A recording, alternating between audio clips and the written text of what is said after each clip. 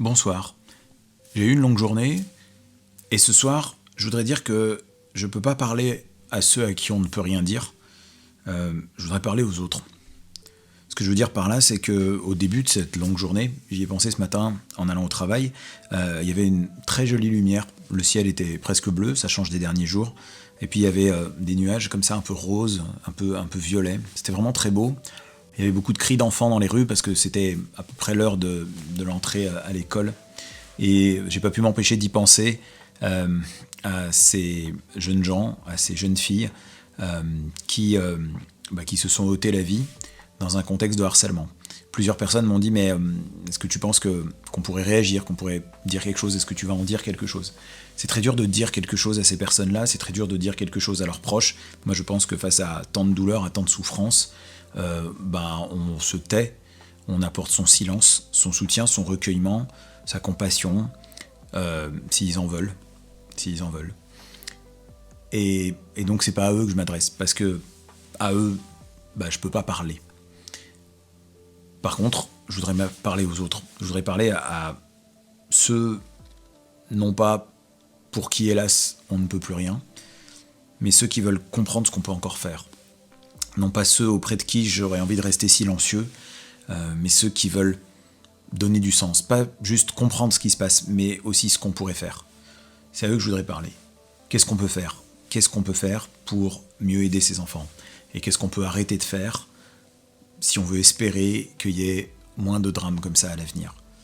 Alors, je voudrais redire une phrase que j'avais dite une fois, que certains ont trouvée un peu provocatrice, mais à laquelle je crois profondément, que j'avais dit dans une autre vidéo, c'est que personne ne se suicide parce qu'il est harcelé, en fait. Non, personne ne se suicide parce qu'il est harcelé. Il y a des gens qui se suicident parce qu'ils se sentent impuissants face au harcèlement. Et cette nuance-là, elle est très importante. Elle est très importante parce que il est rare, dans tous ces cas de harcèlement, que rien n'ait été fait. D'ailleurs, je connais aucun cas où c'est à l'occasion d'un de ces drames qu'on a découvert le harcèlement. En général, le harcèlement était déjà connu. En général, les institutions étaient déjà intervenues. En général, il s'était passé des choses. C'est-à-dire que le sentiment d'impuissance, qui est le sentiment central que ressentent les gens qui se font harceler, s'est développé avec le temps. Et chez les enfants, le sentiment d'impuissance, il n'est pas seulement, comme pour les adultes, le sentiment de ne pas arriver à faire quelque chose, de ne pas y arriver, ça c'est ce qui nous donne notre sentiment d'impuissance. Les enfants, le sentiment d'impuissance, il est à 2 étages, j'ai envie de dire.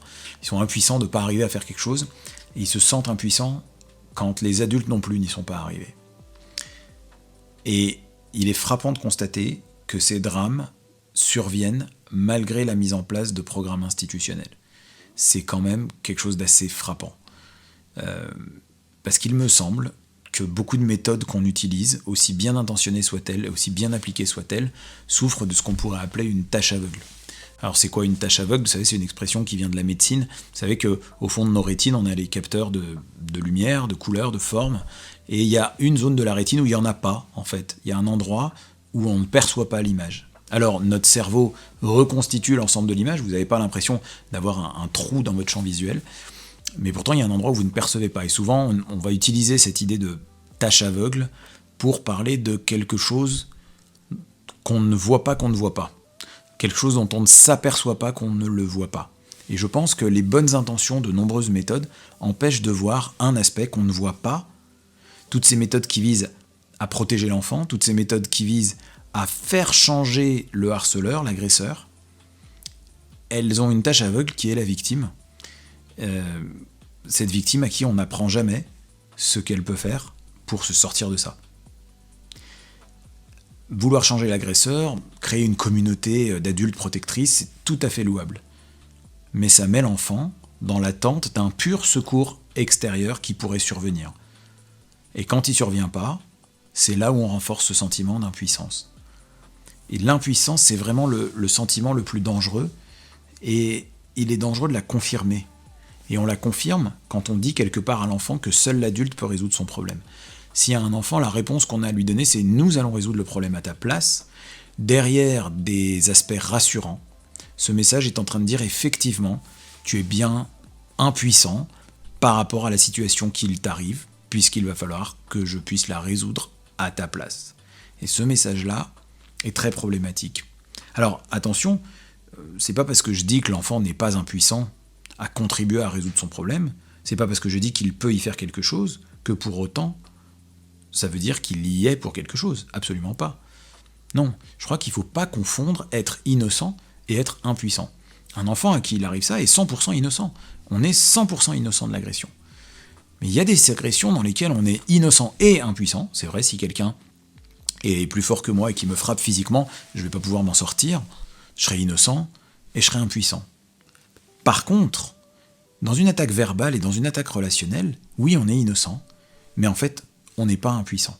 On a, et heureusement, une marge de manœuvre.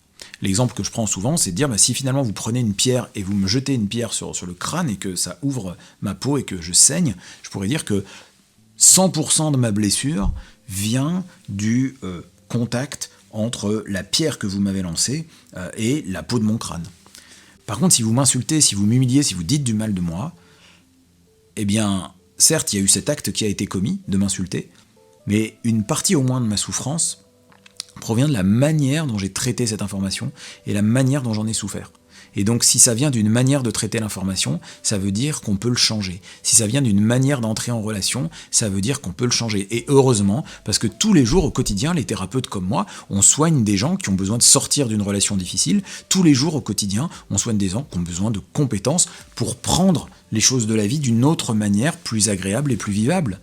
Et enlever une telle capacité à un enfant, c'est lui enlever une part de sa dignité et de sa force. Et moi je crois que les enfants sont pleins de compétences si on veut bien leur apprendre. Alors même si certaines personnes ont accepté l'idée que recourir à des méthodes entièrement punitives et uniquement centrées sur la punition n'était pas une solution globale ou à long terme, il faut quand même reconnaître que c'est quand même souvent des solutions qui sont demandées ou présentées. Souvent, on va utiliser des méthodes qui, de toute façon, visent à faire changer l'agresseur.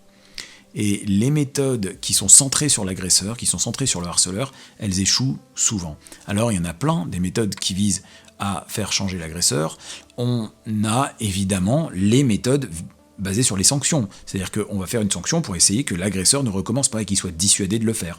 Alors, oui, on a l'impression que ça pourrait marcher. Sauf que, si jamais l'agresseur estime que c'est pas tout à fait juste, si jamais l'agresseur estime comme beaucoup que mais en fait c'est lui qui a commencé et qu'il est victime d'une sanction injuste, eh ben il va avoir très envie de se venger. Si, en plus de ça, il est sanctionné, il obtiendra l'information inconsciemment que sa victime, c'est quelqu'un qui n'arrive pas à faire face et qui a besoin des adultes. Et que donc si on échappe au regard des adultes, ça pourrait recommencer. Et donc finalement, la sanction, elle n'envoie pas les bons messages. Elle n'envoie pas les bons messages, aussi bien intentionnée, aussi juste soit-elle. L'autre chose qu'on ne peut pas faire, et qui marche mal, c'est la sanction appliquée directement par l'élève. Évidemment, si on encourage l'élève à contre-attaquer, si on encourage l'élève à riposter fortement, que peut-il se passer? Alors oui, peut-être, dans certains cas, ça peut rabattre son caquet à l'agresseur, mais dans d'autres cas, ça peut lui donner envie de se venger de l'élève quand même. Dans d'autres cas, ça peut le renforcer. Dans d'autres cas, ça peut être une contre-attaque qui échoue, et qui va ridiculiser l'enfant qui a essayé de contre-attaquer et qui n'y est pas arrivé.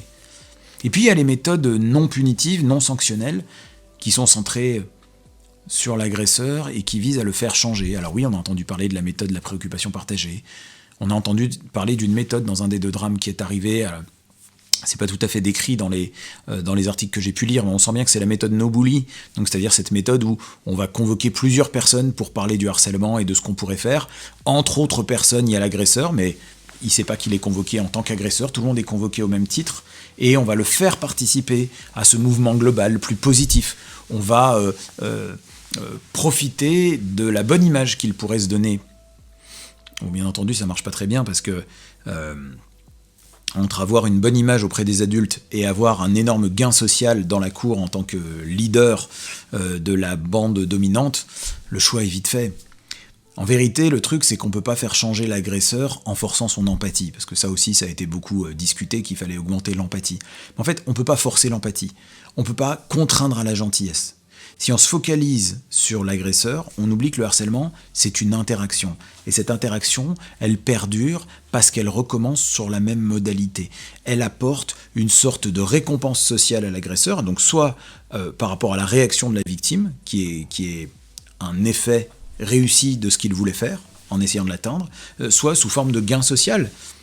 Et donc du coup, face à cela, les appels à l'empathie, la reconnaissance du monde adulte qui des fois est déjà matiné de méfiance de la part de l'agresseur, des fois ça pèse pas bien lourd. En vérité, les approches centrées sur l'agresseur, non seulement elles ont une inefficacité concrète, une inefficacité technique, et en plus elles ont un effet collatéral sur la victime, en lui disant une fois de plus qu'elle ne peut rien faire, et qu'elle ne peut rien faire seule, et que même ceux qui ont essayé de faire n'y arrivent pas, et donc on augmente son impuissance. Alors qu'est-ce qu'on peut faire ? Qu'est-ce qu'on peut faire ? Déjà, je pense qu'il faut arrêter de faire ce qui témoigne de notre impuissance. Encore une fois, je me répète, mais c'est important, le harcèlement est une interaction. Le harcèlement est une communication, est une relation qui est partie dans une mauvaise direction. Et cette interaction entre deux personnes qui est partie dans une mauvaise direction, attention, je ne mets pas les deux personnes à égalité, bien évidemment qu'il y a quelqu'un qui agresse l'autre. Mais cette interaction nécessite des méthodes interactionnelles. Et encore une fois, je ne parle pas de contre-attaque, qui est une interaction qui fait perdurer la mécanique de l'agression réciproque. L'interaction, ça ne veut pas dire une confrontation, parce qu'une confrontation, c'est très risqué. Et puis souvent, dans la confrontation, quand c'est les adultes qui les poussent, c'est encore les adultes qui leur donnent la solution, qui leur donnent la réplique, et puis c'est encore une approche un peu punitive dans laquelle l'enfant va se sentir puni par l'enfant au milieu de la cour de ce qu'il a fait. Non, je parle de changer le mode d'interaction. Je parle de reprendre la télécommande. Bien entendu, hélas, et on le voit bien, même si certains aimeraient qu'il en soit autrement, personne ne possède la télécommande du cerveau des autres pour les forcer à m'aimer, pour les forcer à m'apprécier, pour les forcer à être gentil avec moi. Personne n'a une telle télécommande. Mais les autres non plus n'ont pas une télécommande sur mes émotions.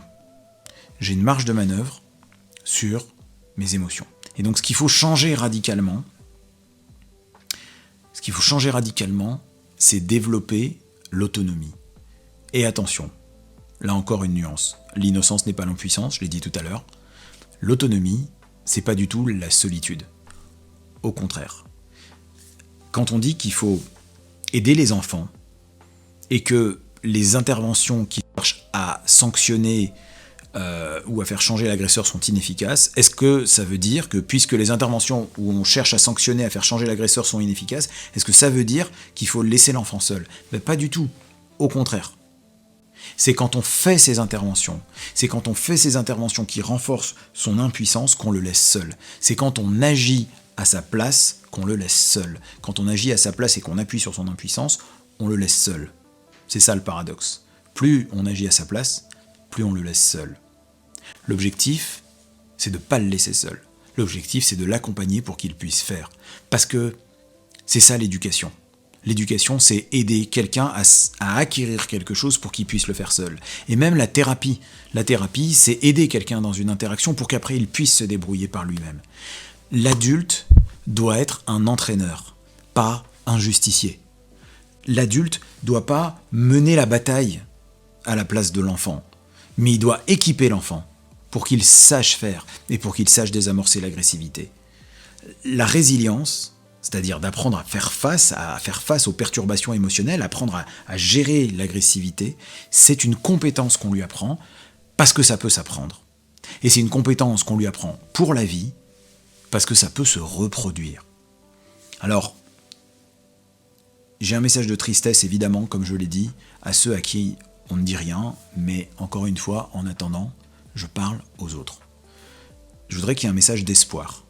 Je voudrais un message d'espoir sur la capacité des enfants à apprendre et à devenir résilients si ils sont correctement outillés. Ils en sont capables. Le drame qui arrive quand il y a du harcèlement, il n'est pas dû à la méchanceté d'un individu qu'il faudrait forcer à abandonner. Non. Il est dû à l'aboutissement d'un système interactionnel dans lequel la victime s'est retrouvée enfermée dans une posture d'impuissance dont on ne lui a pas appris à se sortir, et que parfois, avec les meilleures intentions du monde, on a confirmé. Le paradoxe, en somme, c'est que agir à la place de l'enfant, c'est le laisser seul.